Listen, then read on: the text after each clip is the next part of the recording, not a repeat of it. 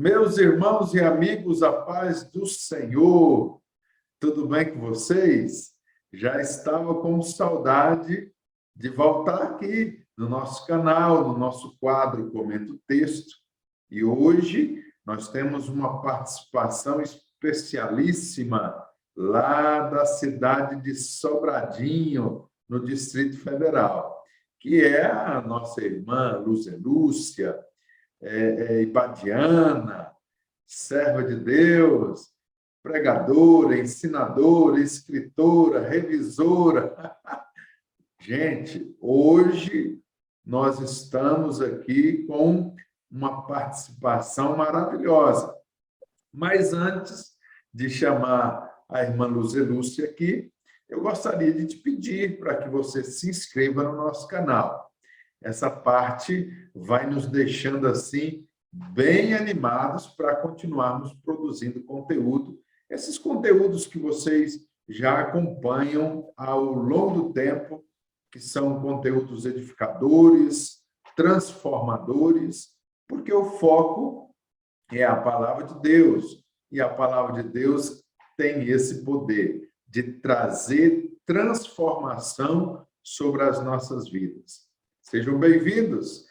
Irmã Luzia Lúcia, que bom ter a irmã aqui conosco, a paz do Senhor.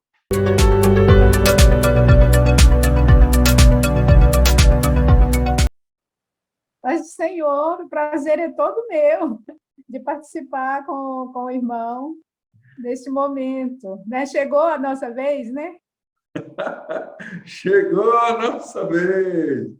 Gente, vocês não sabem, já tinha tempo que eu vinha tentando gravar com a irmã Luzia Lúcia, mas é um corre para lá, outro corre para cá, e os horários, o dia não dava certo, mas hoje Deus permitiu. Graças a Deus, né? A Ele seja a honra, a glória, o louvor, porque há um tempo também, né, determinado para todas as coisas, e a gente se encaixa aí. Irmã Luzia Lúcia, eu sei que a irmã mora em Sobradinho, Distrito Federal, mas a irmã é natural daí? Não, quem dera! Eu sou natural da Bahia, de uma cidade chamada Ibirataia, mas eu apenas nasci lá. E com 2 meses, meus pais se mudaram para São Paulo, e quando eu tinha, onde eu gostaria de ter permanecido também, né? Mas com 1 ano e 8 meses, eles foram embora para Minas Gerais. E aí eu fiquei até os 13 anos de idade, lá numa cidade pequenininha, muito gostosa, chamada Ouro Verde de Minas. E dessa cidade nós viemos embora para Brasília. Então a gente mora aqui desde 1900 e antigamente. Desde 65, para ser precisa mesmo, nós moramos aqui. Então eu sou mais candanga, né, do que qualquer outra coisa. Por falar em candango, como é que é essa questão do candango? Como é que é? Explica para nós. Então, candango são aqueles que nasceram aqui em Brasília, né? Aí, no início aqui de Brasília, eram chamados de candango, mas hoje se fala também brasiliense, né? Que nasce lá em Brasília, lá no plano piloto, lá naquela região administrativa. Mas o candango ainda ficou... É tanto que tem aqui tem o monumento dos candangos, né? Porque eles são os pioneiros aqui do Distrito Federal. Olha aí, estamos conhecendo um pouquinho da história do Distrito Federal, nossa capital, né? E eu sei que a irmã Luzia Lúcia é ibadiana. O que é ser ibadiano e como foi que essa história começou aí, irmã Luzia Lúcia? Ser ibadiano, para mim, é minha marca registrada, ser ibadiana. E eu sempre digo, porque às vezes eles falam, ex-ibadiano, e eu digo, não existe ex-ibadiano. Uma vez que a gente passou pelo Instituto Bíblico das Assembleias de Deus em Pindamonhangaba, Nós somos ex-alunos da escola, mas ser ibadiano é uma marca, né? Que acompanha todos aqueles que tiveram a oportunidade de passar por aquele lugar, por aquela fábrica, né, de anzóis, até como é chamado Pindamonhangaba. E lá nós fomos forjados, lá nós fomos trabalhados pelo Senhor. Então, por causa do IBAD, aí veio o adjetivo, né, ibadiano, que passou pelo IBAD, é ibadiano. Então, ele nunca é ex-ibadiano. E eu sou muito grata a Deus pela oportunidade que eu tive de passar pelo IBAD e de ser uma ibadiana de carteirinha. Eu sempre digo, sou ibadiana de carteirinha. Foi muito bom. O IBAD foi, para mim, um dos lugares marcantes, decisivos mesmo na minha vida. E quando a irmã fala de IBAD, me traz muitas memórias boas do IBAD. A senhora já ouviu falar de Pastor Colenda Lemos, Dori Lemos, Mark Lemos? Rebeca, Raquel, o IBAD, hoje ele desperta mesmo na gente lembranças assim muito especiais, porque a época áurea do IBAD aconteceu, né, com o pastor João Colenda Lemos, com a missionária, pastora Ruth Doris Lemos, mas eles já descansam no Senhor, eles cumpriram o ministério deles aqui na Terra. E nós ficamos, né? Nós estamos aí. O pastor Mark, ele continua trabalhando lá no Pindamonhangaba, numa escola. Hoje não é mais IBAD, hoje é FABAD, né? Que é a Faculdade das Assembleias de Deus. O IBAD ele funciona só à distância, né? Então, eles têm aquela série de livros que compõem, né, o curso. E as meninas, a Rebeca, ela é casada com o pastor Samuel Câmara, mora em Belém, e a Raquel, ela está morando nos Estados Unidos. A Raquel, inclusive, ficou viúva recentemente, né? E eles são muito queridos. É uma família assim que a gente adquire ao ir para o IBAD. E eu ainda tive a oportunidade de trabalhar com a Rebeca em Manaus. Ela, esposa, quando eles moravam em Manaus, eu fui trabalhar em 81, eu fui trabalhar no seminário a convite do pastor Samuel, pastor Alcebiades. Então, ela é como se fosse uma irmã mesmo, né? Foi muito próxima a convivência da gente. Glória a Deus. E aí no Distrito Federal, tem alguns ibadianos por aí? Quem a senhora tem contato aí dessa turma do Sim, IBAD? nós temos muita gente querida aqui, muita gente querida. Eu tenho um colega de turma, que é o pastor Peniel Pacheco, que foi deputado distrital aqui por 3 legislaturas, né? Eu tive também o prazer de trabalhar com ele. Nós temos o Paulo Correia, o professor Paulo Correia, que ele era professor no IBAD e veio para Brasília. Então, através da gente, né? Eu e o Peniel por aqui. Nós temos o Judson Rodrigues, é escritor também. Nós temos a Maquilene, foi aluna no IBAD e trabalhou conosco aqui no Instituto Bíblico Cristocêntrico, que nós tivemos na época em que o pastor Elienay Cabral era pastor aqui em Brasília, mas não teve continuidade.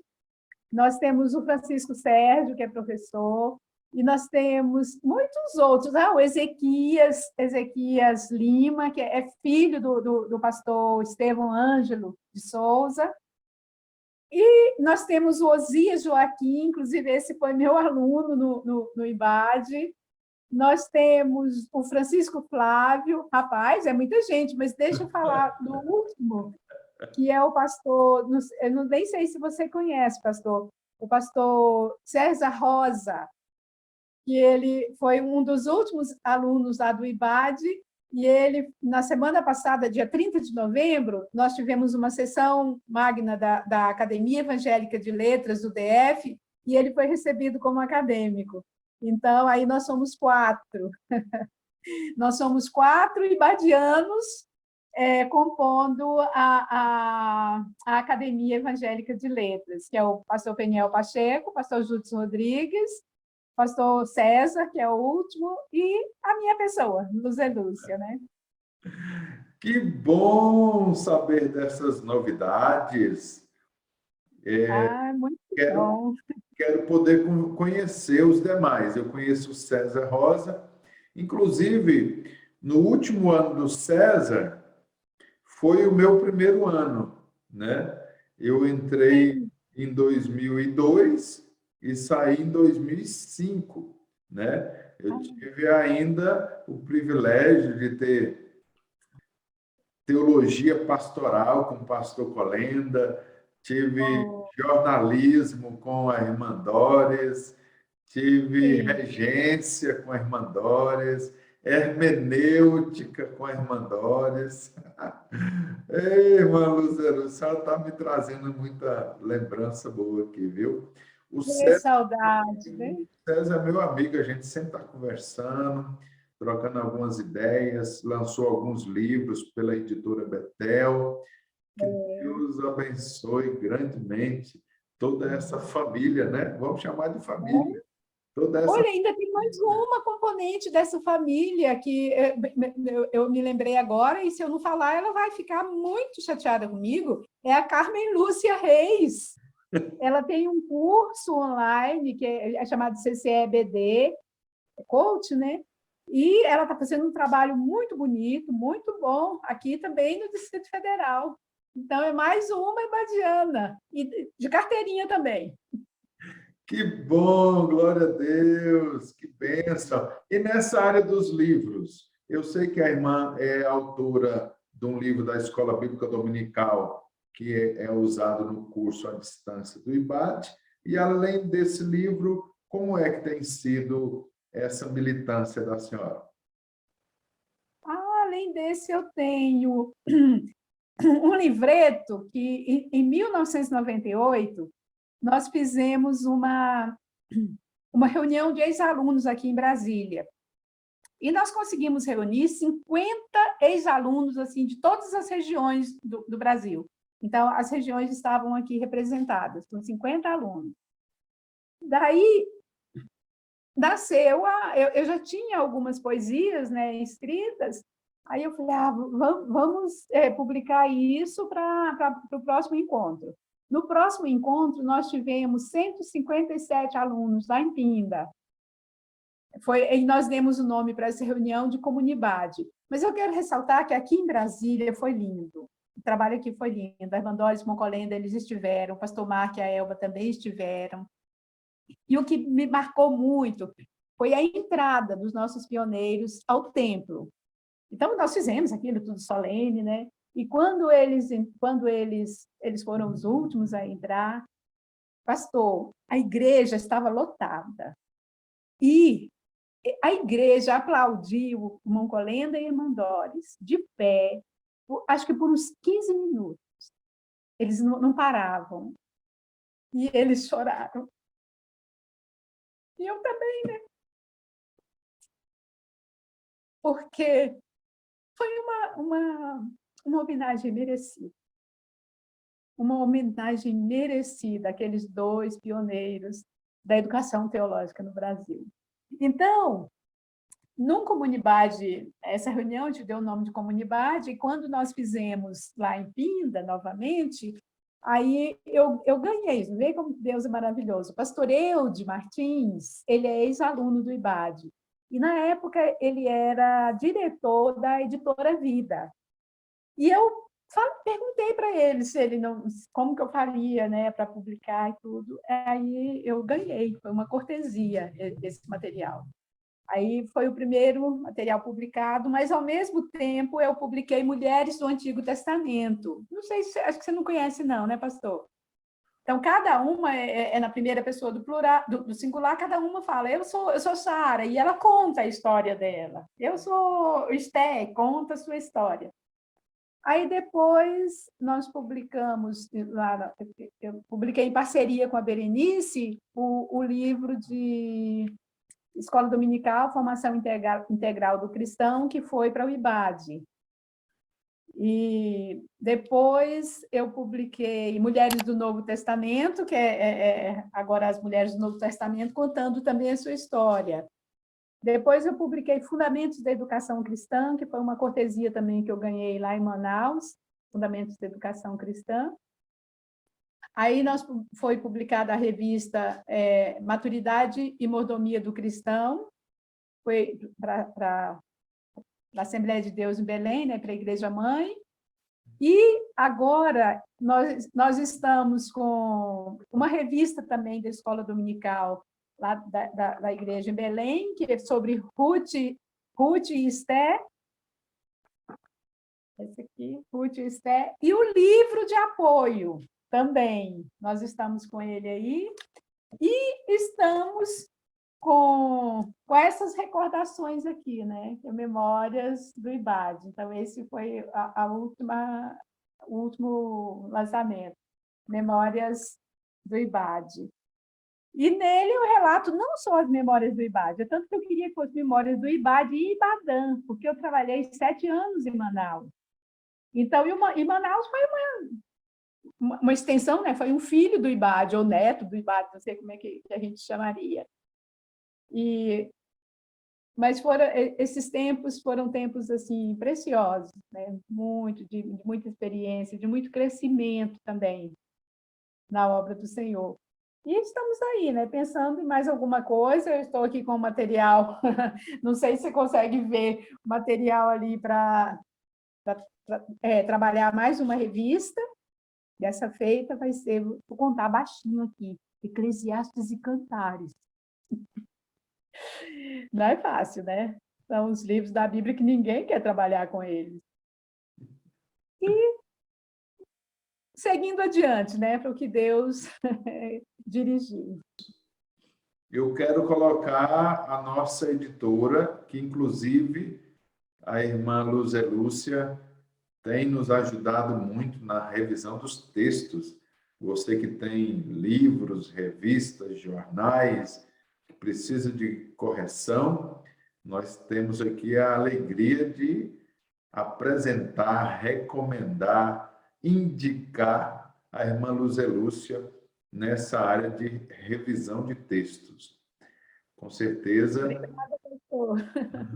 com certeza os textos vão adquirir um nível muito maior, muito elevado, com a participação dela na revisão. E nós queremos colocar a nossa editora à disposição quando for o momento, a hora de publicar, de lançar esses livros. Quem sabe a editora Talmidim possa fazer parte desse projeto. Irmã Luzia Lúcia, eu sei que a irmã também ministra a palavra, ensina. Como que tudo isso começou? Assim, nos meus tenros anos na igreja. E eu me lembro que o meu primeiro pastor, de quem também eu me lembro, eu tinha 9 anos, e ele queria que eu fosse batizada nas águas para assumir uma classe de escola dominical na igreja das crianças. Só que a minha mãe falou o seguinte, mas ela é uma criança, com 9 anos, também, como é que ela vai cuidar de outras crianças? 9 anos, é tanto que eu só vinha a descer as águas já com 15 anos. Mas com 14 anos, eu não tive como sair, né? Como me esquivar.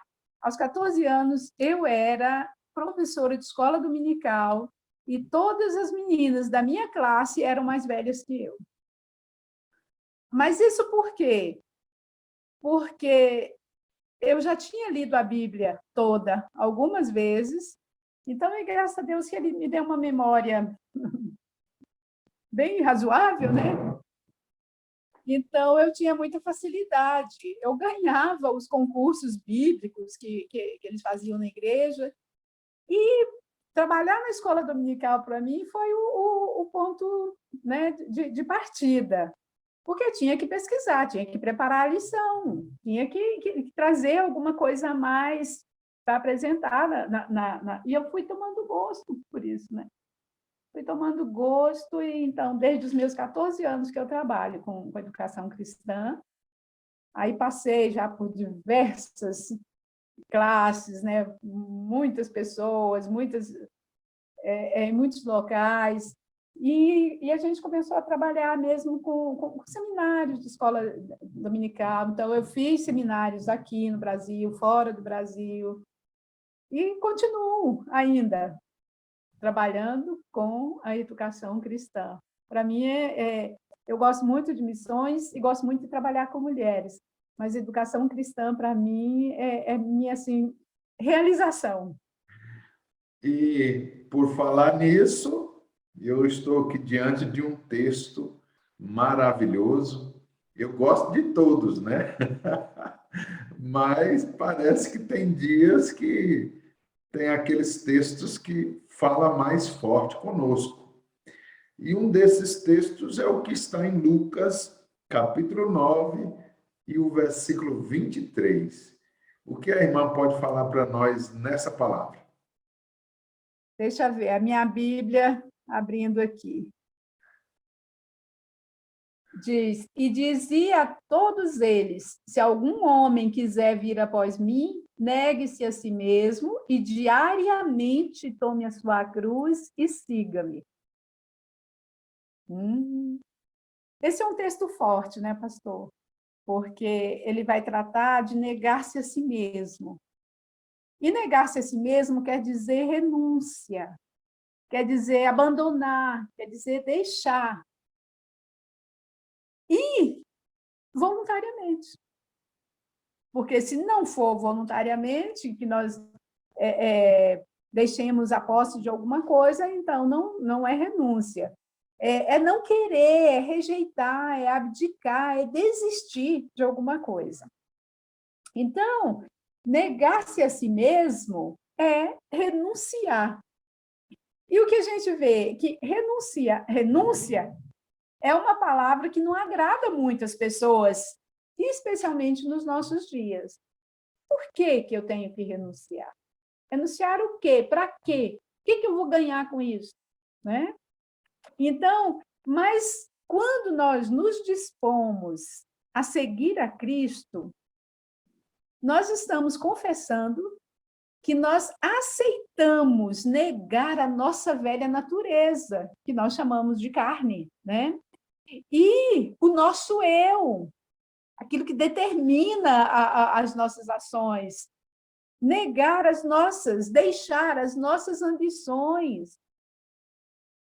E uma coisa que se fala muito hoje é assim, deixar os nossos sonhos. Nós temos sonhos. Agora, eu queria aproveitar e colocar aqui que Deus, ele não sonha, Deus age. Então, Deus ele não fica sonhando para nós alguma coisa, não, ele age, ele ordena, né? Então, os propósitos de Deus, nós precisamos renunciar o nosso eu, a nossa velha natureza, para que os propósitos de Deus sejam realizados, né, em nós e através de nós. Porque se nós quisermos ser discípulos genuínos de Cristo, nós precisamos renunciar ao mundo em si. Não é dessa forma que a Bíblia coloca, mas é o sistema, né? Esse sistema no qual nós estamos inseridos, no qual nós vivemos, a maneira de pensar, porque nós ficamos analisando e vendo hoje como a igreja está pensando igual ao mundo. Como a igreja está se colocando no mesmo nível do mundo. Então, nós precisamos de renunciar à maneira de agir, o sistema do mundo, o sistema de pensar, de viver e de agir daqueles que não têm compromisso com Deus, né? Então, negar-se a si mesmo, nós teríamos aqui um primeiro ponto, que é o quê? É ser um verdadeiro discípulo de Jesus. E isso exige negar a si mesmo, né? E o que ele disse? Quem quiser vir após mim, negue-se a si mesmo, tome dia a dia, quer dizer, tome diariamente a sua cruz e siga-me. E olha o que Paulo escreveu em Gálatas 2:20. Ele disse: já estou crucificado com Cristo e vivo, não mais eu, mas Cristo vive em mim. Bem, o que Paulo está querendo dizer com isso? Ele estava dizendo que ele havia abandonado as coisas que o mundo oferece. E eu fico pensando, na verdade, Paulo é um exemplo para nós muito grande de abnegação, de renúncia. Gente, Paulo passou a vida dele todo praticamente preso a partir do momento que ele aceitou Jesus. Então, ele passou a sua vida perseguido. Quando ele diz que trazia as marcas de Cristo no corpo, porque ele realmente tinha marcas em naufrágios, né? Quantos naufrágios ele sofreu, quantos açoites ele sofreu. E Paulo foi vilipendiado, porque só podiam dar 39 açoites, mas Paulo recebeu açoites em diversas ocasiões, né? Paulo, ele teve... Quantas vezes ele foi procurado para ser morto, teve que ser descido num cesto, né? no muro, porque queriam matá-lo. Meu Deus, e esse homem, ele se empenhou, né? em levar o evangelho, em mostrar Cristo ao mundo de então, porque o mundo da época de Paulo, praticamente todo foi alcançado pela palavra dele. E nós temos o exemplo, assim, por excelência de renúncia, foi Cristo, né? Que ele renunciou temporariamente à sua glória, mas ele renunciou, ele deixou a vida que ele tinha junto ao Pai. E o que ele diz? O que Paulo diz? Ele não teve por usurpação ser igual a Deus, mas ele se esvaziou, e ele tomou a forma de servo, tomou a forma de homem, e ele veio e habitou entre os homens. Eu gosto de dizer, ele tabernaculou, né? Entre nós, ele montou a sua tenda, ele armou o seu tabernáculo aqui, entre nós. E ele despojou de toda a glória que ele tinha junto a Deus. Para quê? Para resgatar o homem, para levar o homem de volta à comunhão com o Pai. E Jesus, ele tinha uma tarefa a cumprir, né? Mas ele disse, se você quer me seguir, se você quer vir após mim, e quando ele falou isso? Depois que Pedro, ele perguntou para os seus discípulos, o que o povo está dizendo que eu sou? E eles disseram, olha, uns dizem que tu és Elias, que tu és João Batista, que tu és Jeremias, um dos profetas. Mas Jesus falou, mas e vocês? O que vocês dizem que eu sou? E Pedro, né, com a impetuosidade que lhe era peculiar, ele logo, tu és o Cristo, Filho do Deus vivo. Mas aí Lucas, ele não registra aquilo que Mateus registrou, né? Que ele diz, olha, não foi a carne e o sangue que te revelou, mas meu Pai que está nos céus. Mas Lucas só registra assim. E respondendo, Pedro disse, o Cristo de Deus. E aí, Jesus disse, olha, vocês fiquem quietinhos, que bom que vocês sabem disso, mas não saiam por aí falando essas coisas, porque o Filho do Homem ele tem que sofrer muitas coisas, ser rejeitado pelos anciãos, pelos principais sacerdotes, pelos escribas, e ser morto, e ser ressuscitado ao terceiro dia. Então, primeira coisa, né, para a gente negar-se a si mesmo, depois tomar cada dia a sua cruz. A cruz era a forma de execução mais dolorosa que os romanos usavam na sua época. E era a forma também assim mais vergonhosa, vamos dizer essa palavra, era a forma mais vergonhosa. E é tanto que Jesus, ele teve que carregar. Não era a cruz dele, né? Era a nossa cruz, era a minha cruz. E enquanto ele começava a caminhar, apareceu... Alguns dizem que o Simão Cirineu ele era amigo de Jesus. A gente não sabe, né? Mas vinha Cirineu lá do campo e ele... um evangelista diz que obrigaram Cirineu a levar a sua cruz. Só que Jesus, ele não levou, ele tomou sobre si as nossas dores, as nossas enfermidades, E ele não foi obrigado a fazer isso. Ele fez isso voluntariamente. Daí, nós precisamos tomar diariamente a cruz. E isso implica experimentar sofrimentos todos os dias, por causa do compromisso que nós temos com Cristo. Viver a vida cristã nunca foi fácil em época alguma, né? A gente sabe disso, a gente tem o exemplo dos cristãos do primeiro século, os exemplos dos apóstolos, que eles foram espalhados, né? Eles foram dispersos por todos os lugares quando veio a perseguição. Então, seguir a Jesus implica renúncia, implica disposição de caminhar com ele por caminhos desconhecidos, ter experiências novas e transformadoras todos os dias. E cada dia nos é oferecido como um desafio, né, a ser vencido.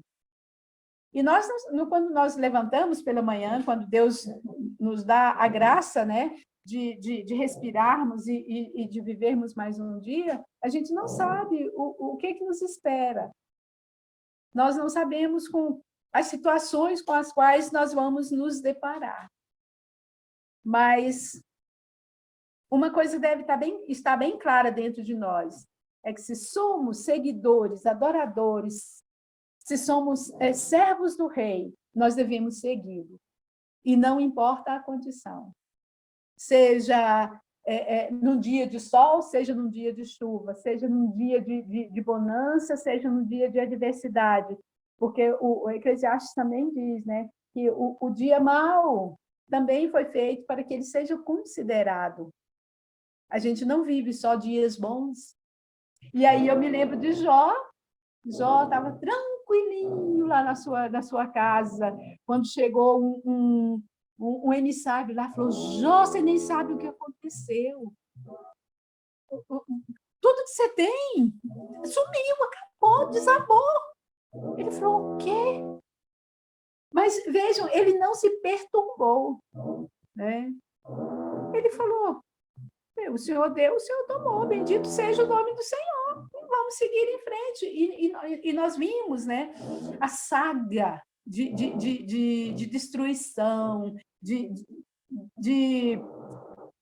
desespero até, porque a mulher de Jó ficou desesperada e era compreensível, gente. Era o marido dela naquela situação, ela tinha perdido todos os bens, tinha perdido todos os filhos, o marido estava sentado lá na rua, lá no monturo, né, se coçando as suas feridas com um caco, e ela não entendia nada, mas nem Jó estava entendendo o que estava acontecendo com ele.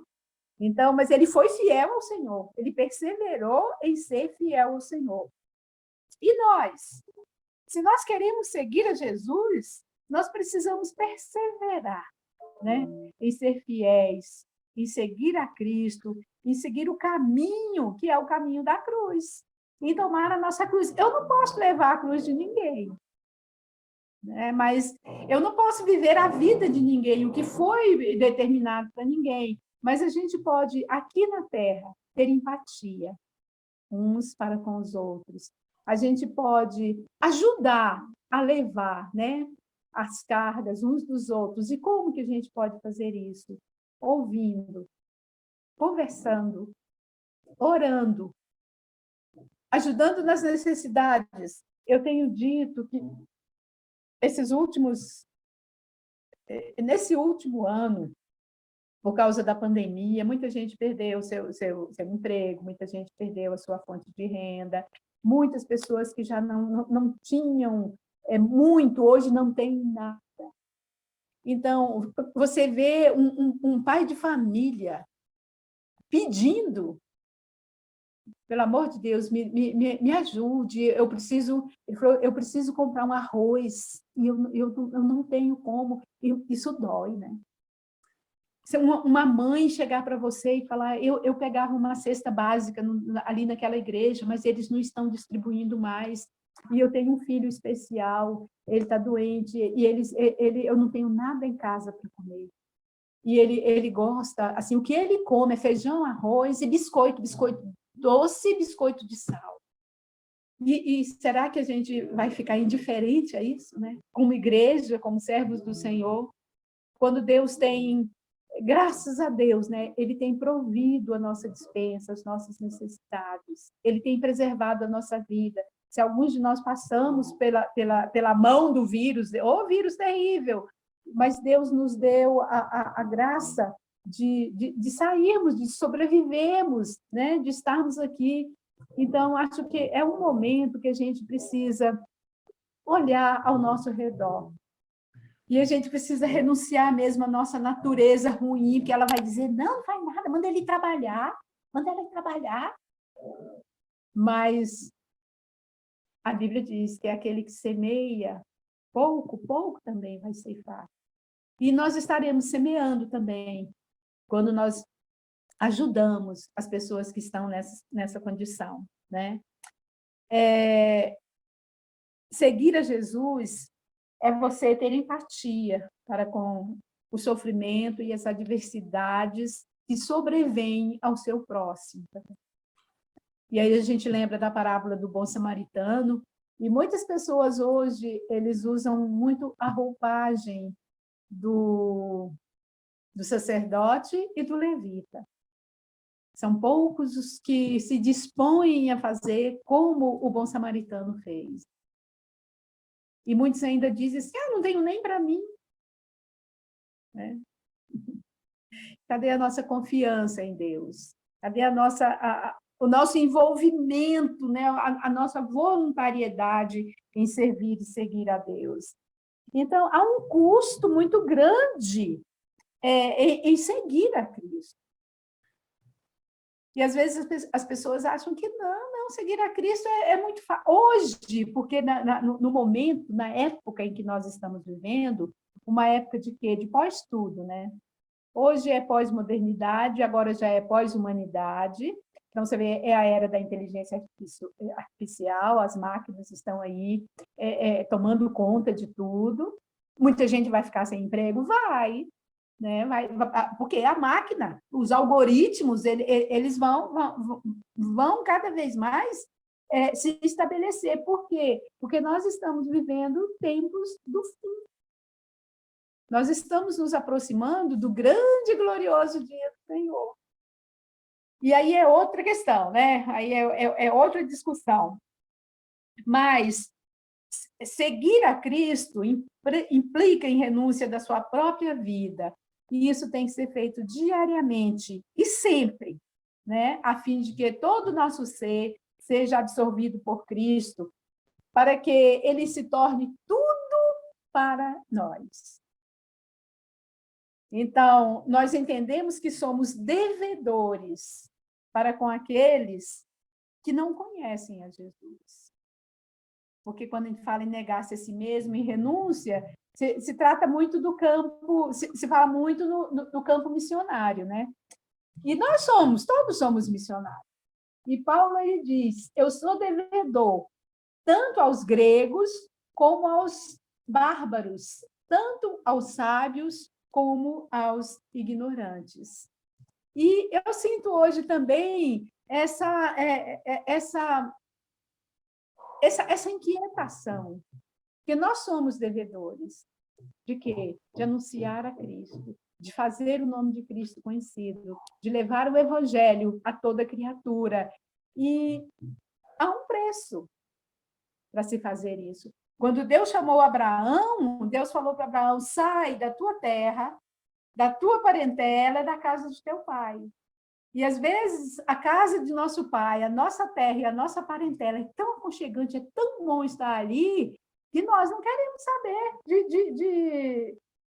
de ir a um culto ao ar livre. Hoje nem se faz mais, né? Então, nós precisamos voltar também os nossos olhos para aqueles que precisam serem alcançados por Cristo. E em tratando-se de missões, nós podemos ajudar de 3 formas, né? Indo, orando e contribuindo. Quantas vezes nós vamos precisar também renunciar a alguma coisa que nos faria bem, mas que nós não estamos necessitando? Então, se você não está necessitando disso, não é renúncia. mas você pode empregar, né? Nós podemos empregar isso para a obra de Deus. Nós podemos nos lembrar que há muitos missionários, neste momento, que estão sofrendo, que estão com seus salários cortados, que estão com seus salários atrasados, que estão sem alimento suficiente em casa, além do que eles precisam prover para as pessoas naquele lugar onde eles estão. E eu quero terminar compartilhando com vocês uma situação. Tem um amigo, ele é missionário em Moçambique, mais precisamente na cidade de Chimoio. Eu estive lá em 2019. Vi o trabalho lindo que ele desenvolve com crianças, porque lá você não pode, você é missionário, mas você não é uma coisa legal, você não pode, né? Você não é reconhecido assim. Então, ele trabalha com crianças, com adolescentes, tem uma escola. Então, é uma organização, uma associação. Você não pode ter uma igreja, mas você pode ter uma organização, uma associação. E é a coisa mais linda. Ele tem professores para os adolescentes, para os meninos, campinho de futebol. É uma área linda, fica num lugar bem especial. Mas há 20 anos que ele entregou a sua vida no campo missionário, e agora ele está precisando de apoio. Por quê? Porque apareceu um câncer. E lá eles não operam, lá eles não podem fazer mais nada por ele, só descobriram e falaram, vai embora, vai embora. Então, ele quer vir para o Brasil. Aí marcou a passagem para o dia 29 de novembro. Aí veio essa questão do vírus, e atrapalhou, fecharam, né, muitos países, aí remarcaram a passagem, e eu peço que orem, porque a passagem dele foi remarcada para o dia 17, então, para que Deus haja de forma a que ele possa vir embora, para fazer a cirurgia, sério, né, fazer a cirurgia e fazer o tratamento que ele precisa aqui no Brasil. E que Deus providencie também pessoas para ficarem lá, para continuarem aquele trabalho, que é um trabalho muito, muito lindo. Gente, é um lugar de muita pobreza, mas você vê aquelas crianças limpas, calçadas, você vê os olhinhos daquelas crianças brilhando. É muito diferente de você ver os olhinhos embaçados e o rostinho sujo de tantas crianças que estão por ali. Mas eu quero dizer uma coisa, não é só lá que isso também. Aqui, e às vezes muito próximo de nós também.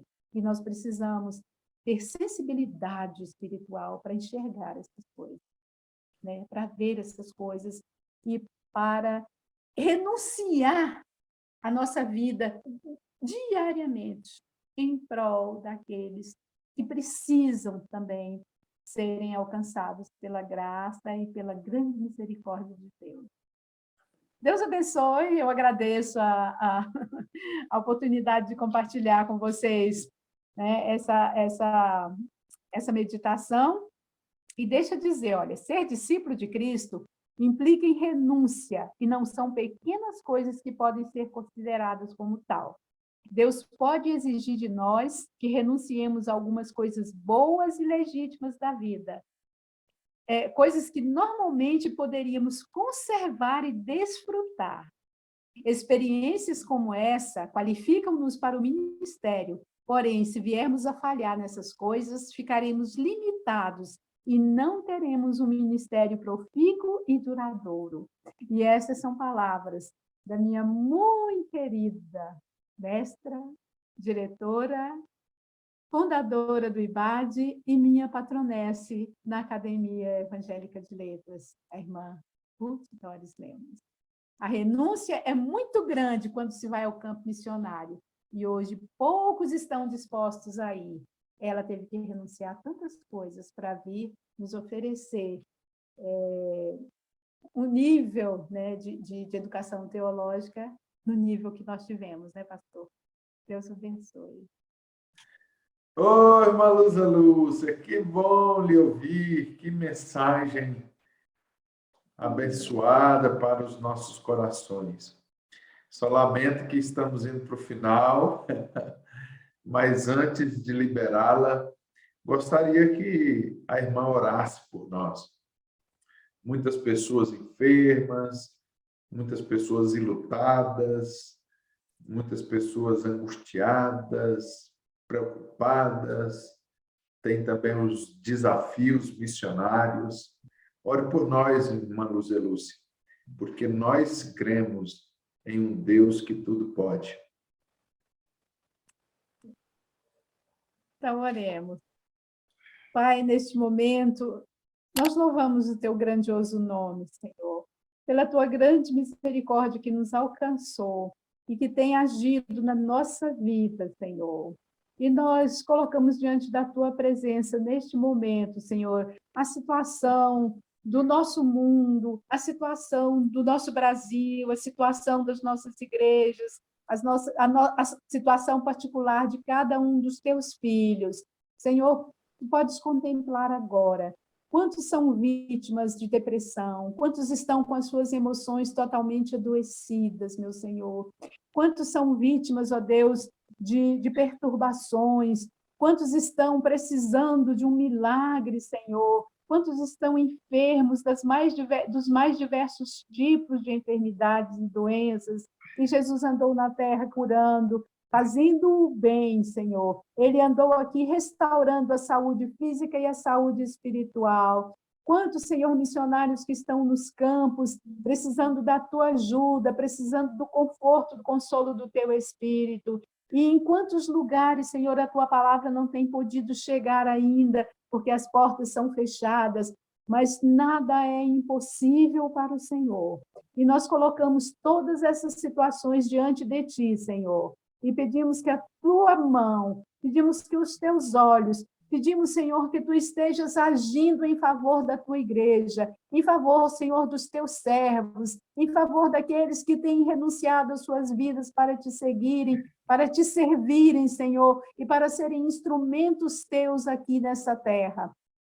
Deus, nós queremos te louvar por todas as tuas bênçãos também, porque tu és grande, Senhor, porque tu és o nosso Senhor, porque todo o poder está em tuas mãos, Senhor, e nós cremos que tu não desamparas os teus. Nós cremos que no momento certo o Senhor chega e o Senhor age, e o Senhor vivifica e o Senhor derrama alegria, Senhor. Nós pedimos, chega, ó Pai, com o bálsamo de Gileade, naqueles corações que estão enlutados, naqueles corações que estão tristes, naqueles que neste momento lidam com perdas, Senhor, perdas espirituais, perdas materiais, perdas físicas, mas o Senhor é um Deus que restaura, o Senhor é um Deus que pode todas as coisas, porque tu não conheces, ó Pai, o impossível. E nós colocamos tudo isso diante da tua presença, e nós te agradecemos também pelo teu grande amor revelado e manifesto em Cristo, para que nós pudéssemos, Senhor, ter vida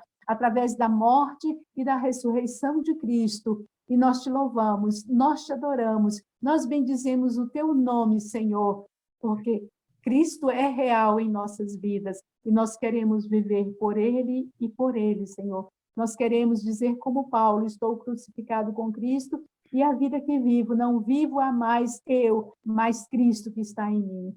Portanto, nessa tarde, Senhor, age em cada vida, em cada coração, aqueles que estão ouvindo, aqueles que estão participando, que sejam alcançados pelo teu grande amor, pela tua grande misericórdia, em nome de Jesus. Amém.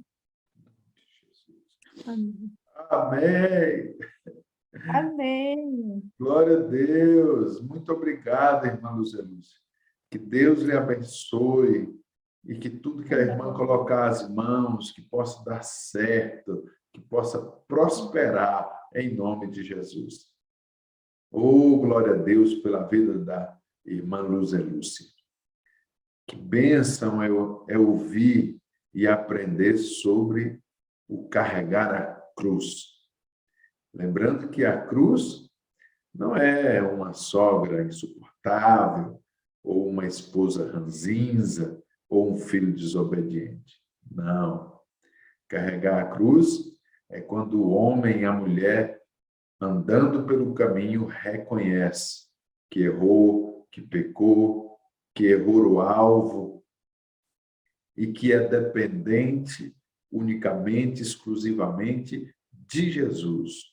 nosso Senhor e Salvador. Vá ficando por aí. Daqui a pouco teremos mais Comenta o Texto. Palavra que transforma, palavra que vivifica. Que Deus te abençoe. Fica na paz.